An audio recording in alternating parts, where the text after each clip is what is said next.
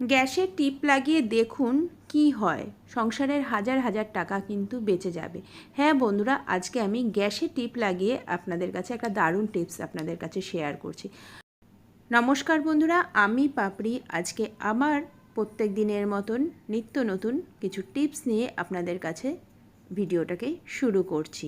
যেই টিপস দিয়ে আপনাদের সংসারের অনেক অনেক টাকা কিন্তু বাঁচাতে পারবেন, তার সাথে সাথে সময়টাও কিন্তু আমাদের অনেক বেঁচে যাবে। তো আজকের সেই রকমই জানা অজানা টিপস নিয়ে চলে আসলাম। বন্ধুরা, এখন প্রচণ্ড পরিমাণে গরম পড়েছে, আর আমাদের গরমের সময় এই পটল, কাঁচা আম বা ঝিঙে এগুলো কিন্তু আমাদের ঘরে আনাই থাকে। আর অনেক সময় এখন কিন্তু কারেন্টের প্রবলেমটাও খুব বেশি হয়, যার জন্য আমরা ফ্রিজেও কিন্তু সবজি ঠিক মতন রাখতে পারি না। আর বাজার থেকে কম পরিমাণে কিন্তু সবজিও কিন্তু আনা যায় না, আনতে হলেই কিন্তু একটু বেশি হয়েই যায়।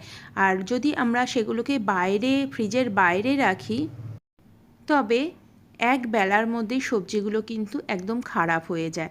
তো সেখানে আমরা কি করতে পারি বন্ধুরা, এই রকম যদি কোনো মোজা থাকে, মোজার মধ্যে আপনারা সবজি কিন্তু রাখলে একদম অনেক দিন কিন্তু সবজিগুলো একদম ফ্রেশ থাকবে, ভালো থাকবে। হ্যাঁ বন্ধুরা, আপনারা ভাবছেন পুরনো নোংরা মোজার মধ্যে? না, একদমই না। আপনাদের অনেক সময় দেখা যায় যে আমরা অনেকগুলো পেয়ার মোজা বেশি করে কিনে রাখি, তো ঘরে থাকেই সেই রকম মোজা যদি আমরা একটা কি দুটো মোজার মধ্যে এরকম করে সবজিগুলোকে ঢুকিয়ে রাখতে পারি, তবে কিন্তু একদম সবজিগুলো কিন্তু ফ্রেশ থাকবে। এর মধ্যে আমি সামান্য একটু হালকা হালকা করে জল ছিটিয়ে দিয়ে দেব। এইভাবে জল দিয়ে যদি আমরা সবজিগুলোকে রাখতে পারি, তবে কিন্তু সবজিগুলো একদম ফ্রেশ থাকবে, একদমই শুকোবে না। এরপরে আবার আপনারা মোজাটাকে ধুয়ে আপনাদের আবার কিন্তু পরার কাজে ব্যবহার করতে পারেন। তো বন্ধুরা, টিপসটা ভালো লাগলে একটা লাইক করে দেবেন। চলে যাচ্ছি পরের টিপসে। বন্ধুরা, অনেক সময় দেখা যায় যে আমরা যে ব্যাগগুলো ব্যবহার করি, ব্যাগগুলোতে এইরকম পেনের দাগ বা পেন্সিলের দাগ চলে আসে, আর সেগুলো কিন্তু কোনোভাবেই উঠতে চায় না, আর বাইরের দিকে লাগলে সেটা কিন্তু খুবই বাজে লাগে। এখানে আমি দিয়ে দিলাম পারফিউমটা দিয়ে আমি হাত দিয়ে বেশ ভালো করে ডলে নিচ্ছি। ডলে এখানে তারপর একটা শুকনো কাপড় দিয়ে ভালো করে মুছে দেব। দেখুন কত সহজে পেনের দাগটা কিন্তু একদম উঠে গেল। তো এইভাবে পেন বা পেন্সিলের দাগ আপনারা ভালো করে তুলে নিতে পারবেন শুধুমাত্র পারফিউম দিয়ে। টিপসটি ভালো লাগলে একটা লাইক করে দেবেন। চলে যাচ্ছি পরের টিপসে। বন্ধুরা, এই ধরনের ব্যাগ আমরা বিয়েবাড়ি বা অনুষ্ঠান বাড়িতে এগুলো নিয়ে যাই। এগুলো আমাদের কিন্তু মেয়েদের খুবই পছন্দের, কিন্তু অনেক সময় এই যে এর মধ্যে যে স্টোন থাকে বা চুমকি বা কোনো গোল্ডেনের কোনো কাজ থাকে, সেগুলো কিন্তু কালারগুলো ফেড হয়ে যায় বা নষ্ট হয়ে যায়। তখন কিন্তু ব্যাগগুলো আর দেখতে ভালো লাগে না। বারবার করে যখন হাত দিয়ে ধরা হয়, তখন কিন্তু কালারগুলো নষ্ট হয়ে যায়। সেখানে আমরা কি করব, এই রকম গোল্ডেন যেখানে রয়েছে, এরকম গোল্ডেন গ্লিটার যে আপনাদের নেল পলিশ থাকে, সেগুলো কিন্তু আপনারা এইভাবে যদি লাগিয়ে দিতে পারেন, যেখানে ফেড হয়ে গেছে সেখানে যদি লাগিয়ে দিতে পারেন, তবে কিন্তু একদম নতুনের মতন হয়ে যাবে। অথবা আপনারা নতুন এনেও যদি এইভাবে আপনারা লাগিয়ে একবার দেন, তাহলে কিন্তু আর কোনোভাবেই কিন্তু কালারগুলো কিন্তু নষ্ট হবে না, একদমই কিন্তু নতুনের মতন থাকবে। দেখতেই পাচ্ছেন গোল্ডেনের উপর গোল্ডেন গ্লিটার দিয়ে যেহেতু দিচ্ছি, সেখানে কিন্তু কালারগুলো কিন্তু আরও চমকাচ্ছে, আর কালারগুলো কিন্তু একদমই ভালো থাকছে। তো টিপসটা ভালো লাগলে একটা লাইক করে দেবেন। চলে যাচ্ছি পরের টিপসে। বন্ধুরা, এইরকম পটল বা ঝিঙে যখন আমরা বাজার থেকে আনি, এগুলো কাটার জন্য আমরা পিলার দিয়ে এর খোসাটাকে ছাড়াই, কিন্তু এই পিলার দিয়ে যখন খোসাটা ছাড়াই আপনারা দেখবেন অনেকটা পরিমাণে কিন্তু সবজি বাদ হয়ে যায়, অনেক মোটা হয়ে কিন্তু খোসাটাকে আমাদের ছাড়াতে হয়। তো সেখানে আমরা কি করব, অনেকটা ওয়েস্ট হয়ে যায় সবজি। এখানে আমি নিয়ে নিলাম ওষুধের খালি যে স্ট্রিপটা হয়, সেটা আমি নিয়ে নিয়েছি।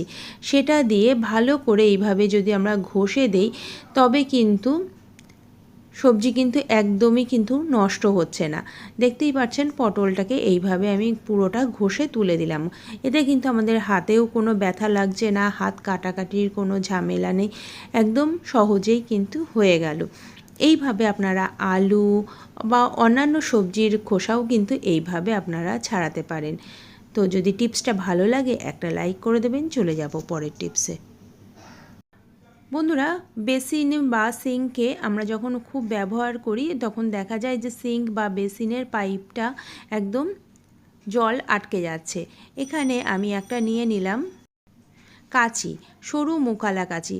বন্ধুরা, সিঙ্ক বা বেসিনে আমরা ডেলি ইউজ করতে করতে এর মধ্যে খাবারের পার্টিকেলস অথবা চুল বা সুতো বা যে কোনো জিনিস আটকে যায়, আর সেগুলো কিন্তু একদম পাইপলাইনের মধ্যেও চলে যায়, আর সেখান থেকে আমরা কোনোভাবেই কিন্তু বের করতে পারি না। তো এইখানে আমি সরু মুকালা একটা কাঁচি নিয়ে নিয়েছি। সেই কাঁচিটাকে দিয়ে আমি ভিতর থেকে এর নোংরাটাকে বের করে নিলাম।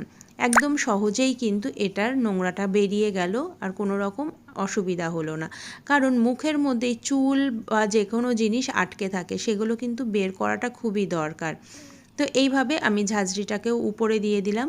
টিপসটা ভালো লাগলে একটা লাইক করে দেবেন। চলে যাচ্ছি পরের টিপসে। বন্ধুরা, এই যে সিঙ্কে আমরা মাছ ধুই অথবা মাংস ধুই বা এঁঠো বাসনও ধোয়া হয়, এখানে আমরা যতই ডিশ ওয়াশার দিয়ে পরিষ্কার করি না কেন, একটা আষ্টে গন্ধ কিন্তু বেরোতেই থাকে। তো বন্ধুরা, আমি এখানে আমরা যে চা খাই সেই চা পাতা কিছুটা আমি দিয়ে দিলাম। চা পাতা দিয়ে এখানে আমি স্কচ ব্রাইট দিয়ে হালকা করে ঘষে দিচ্ছি।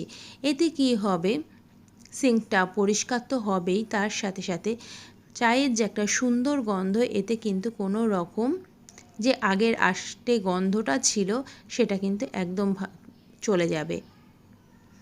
ভালো করে ধুয়ে পরিষ্কার করে নিচ্ছি।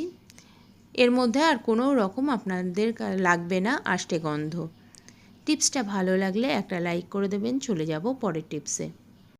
বন্ধুরা, আমাদের ঘরে যে ফেস প্যাক থাকে আমরা মহিলারা তো ব্যবহার করি, অথবা টুথপেস্ট যখন শেষ হয়ে যায় তখন অনেক চেপে চেপে কিন্তু আমরা বার করি, কিন্তু তাতেও দেখা যায় যে অনেকটা পরিমাণে আমরা বের করতে পারি না। আর তখন আমরা কি করি, এখান থেকে আমরা কেটে দিই। কিন্তু কেটে দিলেও কি হয়, এখান থেকে যে হয়তো পুরোটা আমাদের লাগবে না, তখন কিন্তু আমরা জিনিসটা নষ্ট হয়ে যায়। তো এখানে আমরা কি করব, এইরকম একটা কাঁটা চামচ আমাদের ঘরে তো থাকেই, কাঁটা চামচ দিয়ে এইভাবে যদি আমরা চেপে চেপে বার করি, এর যে পুরো ভিতরের থেকে অংশটা আমাদের বেরিয়ে আসবে, আর আমরা এটা কিন্তু ভালো মতন ব্যবহার করতে পারবো। যতটা আমাদের পরিমাণে লাগবে আমরা ততটাই কিন্তু ব্যবহার করব। দেখতেই পাচ্ছেন এইভাবে কিন্তু আমি চেপে চেপে এটাকে বের করে নিচ্ছি। তো যতটা আমার লাগবে আমি ততটাকে বের করে নেব। যদি টিপসটা ভালো লাগে একটা লাইক করে দেবেন। চলে যাব পরের টিপসে। বন্ধুরা, এই যে সাবান আমরা ব্যবহার করি, সাবানের এই যে খাপটা আমরা ফেলে দিই, অবশ্যই ফেলে দিই। এটা আমরা কী বা করবো শুধু শুধু ঘরে রেখে, কিন্তু না বন্ধুরা, এখন থেকে এই সাবানের বাক্সটা কিন্তু একদমই ফেলবো না। এটা কিন্তু আমাদের সংসারের অনেক প্রয়োজনীয় একটা কাজে কিন্তু লাগবে। কী কাজে লাগবে এখনই আপনাদের কাছে দেখাচ্ছি। বন্ধুরা, আমরা চাল তো অনেকটা পরিমাণে কিনে আনি, আর চালটা অনেক দিন ধরে রাখার পরে দেখা যায় যে এখানে পোকা লেগে যায় অথবা চালগুলো খারাপ হয়ে যায়। তো সেখানে আমরা কি করব, এখানে যদি আমরা এই সাবানের খাপটাকে রেখে দেই, সাবানের যে একটা গন্ধ, সেই গন্ধে এই চালের মধ্যে কিন্তু কোনো রকম পোকা আসবে না। কিন্তু হ্যাঁ, আপনাদের মনে হতে পারে যে এই সাবানের গন্ধ যদি ভাতের মধ্যে চলে আসে। না বন্ধুরা, এখানে কিন্তু সাবানের এই গন্ধ কোনোভাবেই কিন্তু ভাতের মধ্যে যাবে না, কারণ ভাত করার আগে আমরা চালটা কিন্তু বেশ অনেকক্ষণ ধরে ধুয়ে নেই। তো এখানে কিন্তু কোনো রকমভাবেই সাবানের গন্ধ ভাতের মধ্যে আসবে না। এতে কিন্তু পোকাটা কিন্তু একদম দূর হয়ে যাবে। টিপসটা ভালো লাগলে একটা লাইক করে দেবেন। চলে যাচ্ছি পরের টিপসে। বন্ধুরা, অনেক সময় দেখা যায় যে আমাদের গ্যাস বার্নারটা যখন অন করি এরকম লাল আলো বেরোতে থাকে, আর এই লাল আলো বেরোলে আমাদের কিন্তু অনেক রকম অ্যাক্সিডেন্ট হতে পারে, অথবা এখানে যে কোনো বাসনের মধ্যে একটা কালো দাগ হয়ে যেতে পারে। এখানে আমাদের দেখে নিতে হবে কোন জায়গাটা দিয়ে লাল আলো বেরোচ্ছে। এখানে আমি দিয়ে দিলাম টিপ। আমাদের টিপ তো অনেক ঘরে থাকেই, সেই রকম কোনো টিপ আমরা এখানে লাগিয়ে দিচ্ছি, কারণ গ্যাস বার্নারের উপরে কিন্তু আমরা কোনো রকম অন্য আঠা লাগাতে পারবো না। তো এখানে আমি টিপটা লাগিয়ে আবার গ্যাসটাকে অন করে দিলাম। টিপে যেইটুকু আঠা আমার এখানে দরকার রয়েছে সেইটুকু আঠাই কিন্তু আমার এখানে লেগে যাবে। এতে গ্যাস বার্নারের যে মুখের যে বড় অংশটা সেটা কিন্তু বুজে যাবে। এবার একটা চাকু বা ফর্কের সাহায্যে টিপটাকে আমি তুলে দিচ্ছি। এবার গ্যাসটাকে আবার আপনাদের কাছে জ্বালিয়ে দেখিয়ে দিচ্ছি। গ্যাস বার্নারের কিন্তু লাল আলো কিন্তু আর থাকবে না। টিপসটি ভালো লাগলে একটা লাইক করে দেবেন। চলে যাচ্ছি পরের টিপসে। বন্ধুরা, এখানে আমি কাঁচা লঙ্কা নিয়েছি। কাঁচা লঙ্কা খেতে তো আমাদের বেশ ভালো লাগে, কিন্তু অনেক সময় কাঁচা লঙ্কার গন্ধটা তো ভালো লাগে, কিন্তু আমাদের কাঁচা লঙ্কার ঝালটা আমরা কিন্তু অনেকেই সহ্য করতে পারি না। আর কাঁচা লঙ্কার ঝালটা থাকেই হচ্ছে কাঁচা লঙ্কার বীজের মধ্যে। তো এই কাঁচা লঙ্কার বীজটা যদি আলাদা করে দেওয়া যায় তাহলে কিন্তু কাঁচা লঙ্কার গন্ধটা টেস্টটা আমরা পাবো, কিন্তু ঝালটা আমাদের লাগবে না। তো আমরা কি করে এটাকে বীজটাকে আলাদা করব? এখানে দেখুন আমি কাঁচা লঙ্কাটাকে এইভাবে হাত দিয়ে একটু মুড়িয়ে মুড়িয়ে এরকম করে নিচ্ছি।